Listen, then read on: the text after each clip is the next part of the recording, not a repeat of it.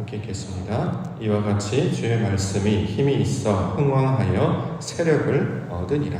아멘. 사도행전 19장 8절부터 20절까지 본문입니다. 주의 말씀이 힘이 있어 흥왕하여 세력을 얻으니라. 주의 말씀이 힘이 있어 흥왕하여 세력을 얻으리라. 자, 말씀의 제목입니다. 20절에 나와 있는데요. 20절 이와 같이 주의 말씀이 힘이 있어 흥왕하여 세력을 얻으니라 이렇게 증거하고 있습니다. 자, 말씀이 힘이 있고 흥왕하여 세력을 얻었다 이렇게 표현하고 있는데요. 이게 무슨 뜻일까요? 복음이 전파됐다, 하나님의 말씀이 전도됐다, 이런 말씀으로 받을 수 있겠습니다만 성경을 해석할 때 가장 기본적인 조건은 하나님과 나와의 관계를 설명하는 것이다 라고 말씀드렸습니다. 자, 그러면 말씀이 힘이 생겼고 흥왕했고 세력을 얻었습니다. 어디에서요? 나 안에서, 내 안에서, 바로 땅에서 하나님의 능력이 나타나는 것을 가리키고 있는 말입니다. 자, 이전에는 항상 자기의 생각과 경험을 의지하며 살았죠. 말씀을 들어본 적도 또 경험한 적도 없었습니다. 그런데 하나님의 말씀을 받고 들어서 그 말씀이 우리 안에 들어오게 됩니다. 말씀이 우리 안에 들어온다고 해서 그냥 작동되는 것이 아니라 성령의 역사가 나타나야, 다시 말해 어떤 연료가 있으면, 재료가 있으면 거기 불이 붙어야 이게 에너지를 발휘하는 것처럼 우리 안에 말씀을 들으면 여기에 성령의 역사가 가미가 되어야 그 말씀을 의지하며 살아가게 되는 것을 가리키는 말입니다. 말씀을 알지도 못하고 듣지도 못했으니까 당연히 반응하지도 못했겠죠. 반응하지 못했으니까 하나님을 찾지도 않았을 것입니다. 그런데 하나님의 말씀을 들을 뿐만 아니라 성령의 역사가 나타나기 시작하니까 이제 어떻게 해요? 하나님의 말씀에 점점 더 잘 반응하는 자들이 되었다라는 것이죠. 왜요? 말씀이 우리를 지배하기 시작하고, 말씀이 우리를 인도하기 시작하고, 말씀이 우리를 이끌어 나아가기 시작했기 때문입니다. 자, 이처럼 자신의 생각이나 경험을 의지하지 아니하고 하나님의 말씀에 반응하여서 하나님의 말씀에 따라 사는 사람을 성경에서는 하나님의 형상을 닮은 자다 이렇게 묘사를 합니다.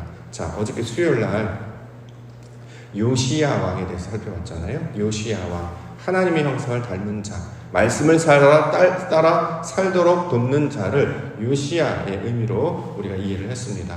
자, 이처럼 말씀이 우리 안에 들어오고 성령께서 역사하시게 되면 어떤 일이 벌어지느냐? 말씀대로 사는 자들이 된다라는 것입니다. 자, 이것이 바로 성경에서 성령을 통해, 사도행전을 통해 증거하고 있는 우리에게 주시는 권면의 내용이 되는 것이죠.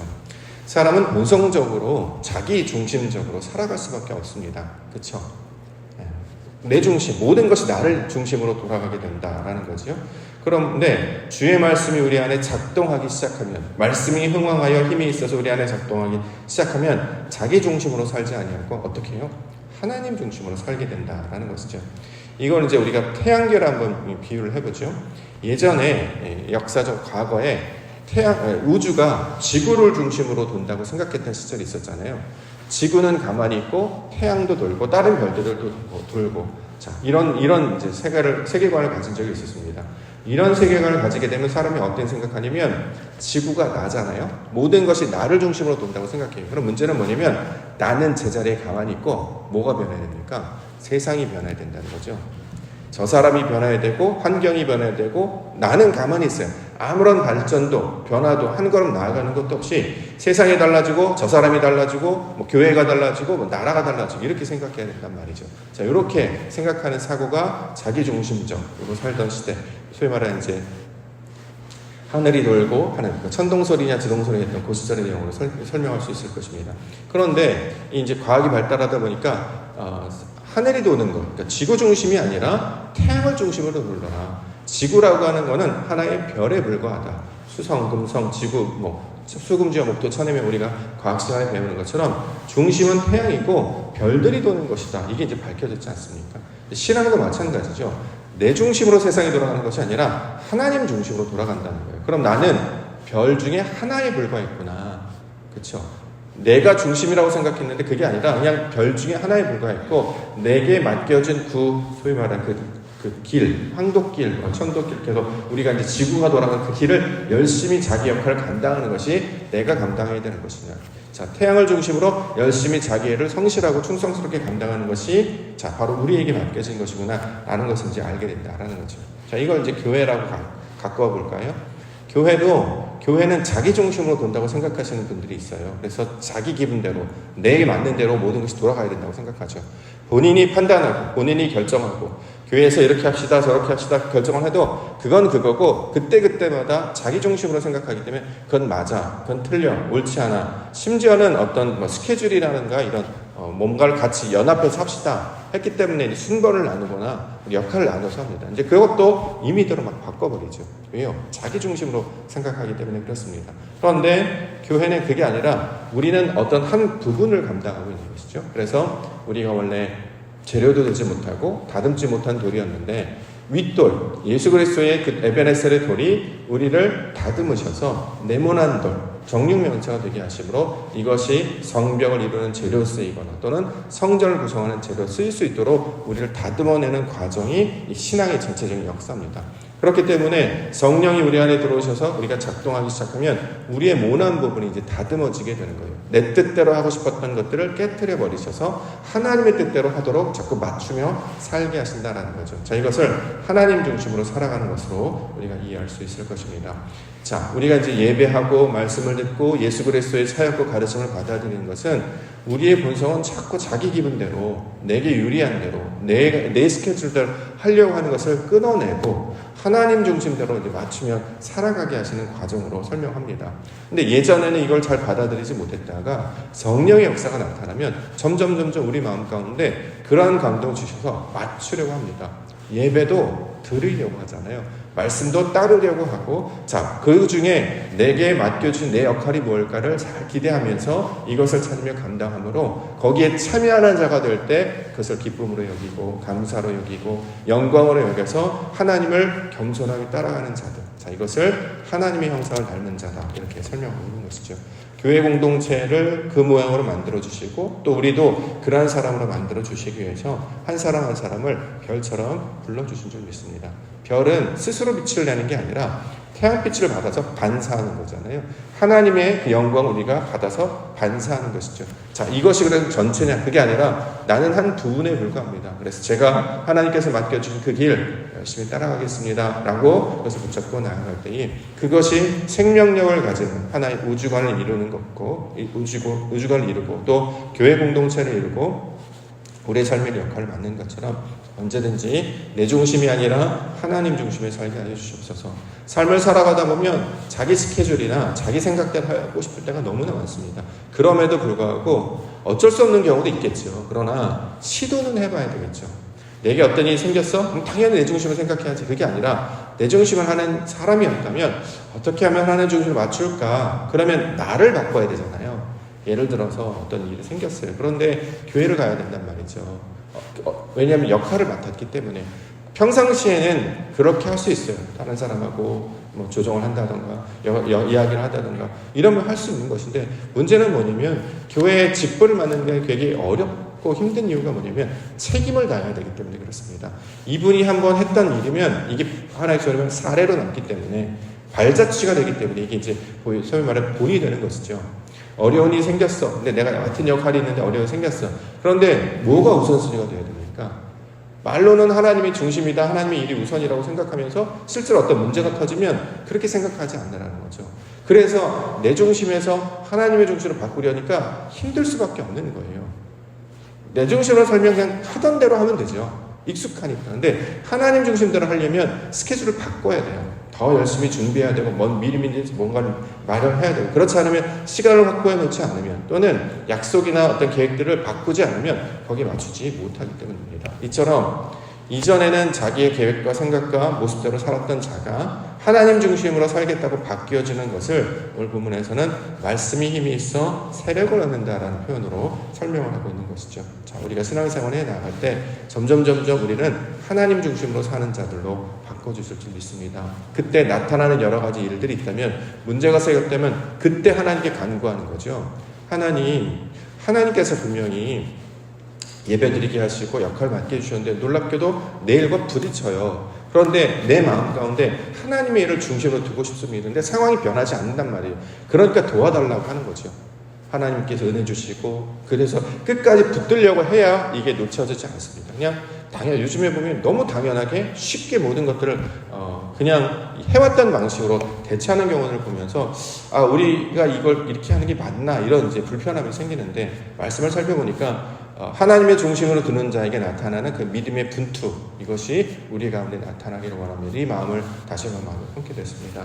말씀의 지배를 받는 자, 하나님의 중심을 사는 자, 아버지의 영광을 사는 자, 아버지께서 일들을 바꾸어 주실 줄 믿습니다. 그 놀라운 일들을 경험하며 주의 영광을 바라보며 기도 가운데 나아가는 자들 되기를 소망합니다. 자, 말씀을 보겠습니다. 자, 말씀의 지배를 받는 자, 하나님의 형상을 닮는 자, 하나님 중심으로 사는 자의 특징은 뭐냐면 말씀을 듣는다, 이렇게 설명하고 있습니다. 8절부터 10절. 바울이 회당에 들어가 석 달 동안 담대히 하나님의 나라에 관하여 강론하여 권면하되, 어떤 사람들은 마음이 굳어 순종하지 않고 무리 앞에서 이 도를 비방하거늘 바울이 그들을 떠나 제자들 따로 세우고 두란노 성원에서 날마다 강론하니라. 2해 동안 이같이 하니 아시아에 사는 자는 유대인이나 헬라인이나 다 주의 말씀을 듣더라. 신앙의 대표적인 신앙의 태도는 듣는 자가 된다라는 거잖아요. 그걸 이제 소리로 듣는다도 됐지만 말씀을 이해하고 따른다의 내용도 있게 되는 것이죠. 자, 하나님의 사람들은 어떤 일에 집중하느냐? 말씀을 듣고 따르는 일에 집중한다. 자, 이것을 우리가 교훈을 받을 수 있겠죠. 9절에 보면 어떤 사람들은 마음에 굳어 순종하지 않는다. 더 나아가서 비방한다. 이게 이제 우리가 믿기 전, 믿음이 없는 상태의 사람들이었잖아요. 순종하지 않는 것, 마음이 강팍하여서, 그렇죠? 목이 굳은 백성처럼, 우리가 이제 바로처럼, 애굽의 바로처럼 말씀을 들으면 반응하지 못하는 거예요. 반응하지 못하는 것에 문제를 느끼지 못하고, 왜 반응을 하지 못하냐면 메시지가 좋지 않기 때문이다. 이렇게 비방하죠. 내가 순종하지 못하는 것을 나에게서 원인을 찾는 게 아니라 상대에게서 찾는 거죠. 자기중심적인 사람은 항상 뭘 탓해요? 상황을 탓한단 말이죠. 자, 내가 순종하지 못해요. 그러니 순종하게 해주시옵소서라고 기도를 하는 게 맞죠. 근데 순종하지 못하는 게 안 되니까 내가 순종하지 않는 이유를 밖에서 찾는다는 것입니다. 그걸 성경에서는 비방이다, 이렇게 이야기하죠. 왜요? 마음이 굳어있기 때문에, 말씀이 들어가지 않기 때문에, 그 마음이 부드러워지지 않기 때문에 순종하지 않고 더 나아가 비방으로 나아가게 된다라는 것입니다. 그런데 우리를 그러한 자들에서 말씀을 듣는 자들로 바꿔주셨습니다. 그래서 10절 하반절에 보면 유대인이나 헬라인이나 다 주의 말씀을 듣는 자로 하나님 아버지 말씀을 듣게 하여 주시옵소서. 예배에 나가서 설교 말씀 잘 듣는다, 이것도 있겠습니다만 순종하다 이 뜻이잖아요. 순종이 제사보다 낫고, 이거는 반복적으로 나오는 단어입니다. 우리 기독교에서 가장 귀한 미덕으로 여기는 게 바로 순종이잖아요. 잘 듣고 따는 거. 그러면 이제 이 세상 사람들 비방하죠. 아니 왜 순종해? 뭐가 좋다고? 왜 다 고분고분해? 너는 너 게 없어? 이렇게 이제 공격한단 말이에요. 우리가 순종하는 이유는 그걸 어떻게 받기 때문에? 하나님의 음성을 듣기 때문이다 라는 거죠.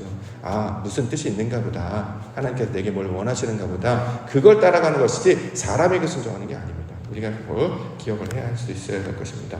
실제로 누가복음 8장 15절에 좋은 땅이 있다는 것은 착하고 좋은 마음으로 말씀을 듣고 지키어 인내로 결실하는 자니라. 좋은 땅이 있다는 것, 착하고 좋은 마음으로 말씀을 듣는 자라는 거예요. 그렇죠? 그런 사람들 비판합니다. 사랑의 교회는 사랑이 없다. 옥토교회는 옥토가 아니다. 이런 말로도 표현할 수 있겠죠. 우리를 옥토로 부르신 것은 좋은 마음, 착하고 좋은 마음으로 말씀을 듣고 지키어 인내로 결실하는 좋은 땅 되게 하시려고 부르는 것 아니겠습니까? 여러분 항상 이것을 기억하면서, 옥토교회를 갔더니 좋은 마음으로 말씀을 듣는 사람들이 가득하더라고. 그래서 좋은 땅이라고 이야기하나 봐. 그래서 옥토라고 이야기하나 봐. 그걸 이제 경험해야 되겠죠. 근데 실제로 왔는데 옥토교회였는데 막 황량하고 메말라 있고 사람들 듣지도 않고 순종하지도 않고 반응하지도 못한다. 이게 얼마나 안타까운 상황이 되겠습니까? 저와 여러분들 부르신 것은 옥토로 만드시기 위하여 흑들을 모시고 그들을 통해서 30배, 60배, 100배 열매를 맺게 하시기 위해서 부르신 줄 믿습니다. 그 말씀을 잘 붙잡고 예배자로 사시기를 원합니다. 자, 악기가 떠나간다. 11절 12절. 하나님이 바울의 손으로 놀라운 능력을 행하게 하시니 심지어 사람들이 바울의 몸에서 손수건이나 앞치마를 가져다가 병든 사람에게 얹으며 그 병이 떠나고 악기도 나간다. 자, 성경에서 말하는 악귀는 귀신이 아닙니다. 약한 영이라는 거예요. 그러니까 뭐냐면 대적하려고 하는 마음이다라는 거죠. 자, 하나님의 것이 아닌 것이 악이 되겠죠. 결국에 하나님이 선하신 분이시잖아요. 그것이 아닌 게 이제 악이 되겠죠. 그러니까 우리가 이제 악이라는 거예요. 악은 우리 성경에서 말하는 나쁘다의 개념이라기보다는 하나님이 없는 상태, 빛의 부재 상태, 어둠의 상태를 말하는 거예요. 하나님의 말씀을 이해하지 못하니까 이게 나쁜 영이 되겠죠. 자, 그러한 자들이 있는 상태를 온전하지 못하다라고 해서 성경은 그걸 병든 자로 비유를 하는 거예요. 우리가 뭐 예를 바이러스나 어떤 질병에 걸려서 병든 사람이 아니라 하나님의 뜻을 이해하지 못하니까 아픈 사람처럼 좋은 것임에도 불구하고 건강한 사람처럼 반응하지 못하고 항상 힘들어하고, 그러니까 신음하고 좀만 건드려도 막 소리를 지르고 막 큰일 나는 거 있잖아요. 병든 자를 만지는 것과 똑같죠. 어딜 만지고 아이고 하면서 아무 일도 못해요. 예, 그런 것처럼 우리가 병든 자처럼 살아가고 있는데, 바울의 손으로 능력을 행하다라고 하는 것은 바울이 말씀을 가르쳤지 않습니까? 진리를 가르쳤어요. 객관적 사실과 진리를 깨닫고 나니까 그런 자신을 옥죄고 그 말씀의 언어에서 가두었던 그 지옥에서 벗어나서 자유함을 얻게 되어 참 평강 안식 가운데 살아가는 건강한 사람이 되는 것을 가리키고 있는 말입니다. 악한 영이 떠나요. 자, 반대하고 비방하고 딱딱한 마음으로 받았던 그 영이 떠나가니까 사람이 괜찮아지는 거죠. 괜찮아지는 사람들의 특징이 뭡니까? 너그러워요. 아유, 괜찮아. 그럴 수 있어. 아, 예, 그럼요. 한 번도 노라고 하지 않아요. 찐 부자들 만나보셨습니까? 노라고 하지 않습니까? 제가 이집트에 있을 때 그 직장에서 지금 그 사장님 있었는데 이집트 분이셨어요. 외국에서 이제 소위 말해서 영업하기 위해서 지금 회사원들이 오지 않습니까? 저 기억이 나는데 그때 이제 싱가포르에서 한 여자분이 오셔서 그 가구 부품을 팔겠다고 오셨어요. 굉장히 대담하죠. 외국에 여자 혼자 와서 이 물건 사주세요라고 들고 오셨어요. 그랬더니 그 용기가 가상해서 컨테이너 2박스 주문해달라고 딱 그러시는데, 와, 진짜 사장은 진짜 부장 바로 이것이구나. 이거 우리 필요 없을 텐데요. 없을 수도 있고 있을 수도 있다. 근데 저분의 용기가 대단하지 않나요? 그걸 흔쾌히 받아들여서 그분이 했던 걸 발주를 2컨테이너 발주해달라 이렇게 얘기하는 걸 보면서 깜짝 놀랐습니다. 넉넉하다는 게 저런 것인가? 이건 돼, 이건 안 돼. 이게 아니라 받아들이는 거죠. 사실 하나님의 일은 어떻게 펼쳐질지 모르기 때문에 우리로서는 그걸 판단할 수 없습니다. 이것은 옳고 저것은 그르다. 이것은 맞고 저것은 틀리다. 라고 말할 수 없어요. 사람도 마찬가지고 물건도 마찬가지고 어떤 일도 마찬가지죠. 그러므로 하나님의 영을 얻는다는 것은 더 너그러워지고 베레아 교인들처럼 더 너그러워져서 잘 받을 수 있는 사람, 바로 이것들이 되어야 될 것입니다. 마지막에는 자복에 관한 얘기합니다. 17절부터. 에베소에 사는 유대인과 헬라인들이 다 이 일을 알고 두려워하며 주 예수의 이름을 높이고 믿은 사람들이 많이 와서 자복하여 행한 일을 알리며 또 마술을 행하던 많은 사람이 그 책을 모아가지고 와서 모든 사람에게서 불사르니 그 책값을 계산한 즉 은 5원이나 되다. 자, 자복한다는 거죠. 자기의 생각과 경험을 버리는 것을 가리키고 있는 말입니다. 말씀이 우리 안에서 역사하니까 내 것을 버리게 되는 게 당연하죠. 여기 본문에 마술이 나와요. 이 마술은 우리가 지금 생각하는 그런 매직이 아닙니다. 여기서 말하는 마술은 사람들의 술수를 가리키는 말이에요.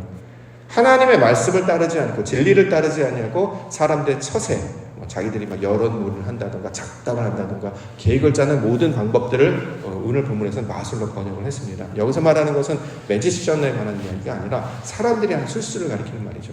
내가 하기가 있어. 내가 좋은 사람을 알아. 내가 어떤 능력 있는 사람을 알아. 이렇게 하면 돼. 그래서 실제로는 아무 능력도 없는데 자기네들끼리 꿍짝꿍짝 하는 것을 마술을 행한다. 유대인들이 그렇게 행했다는 거예요.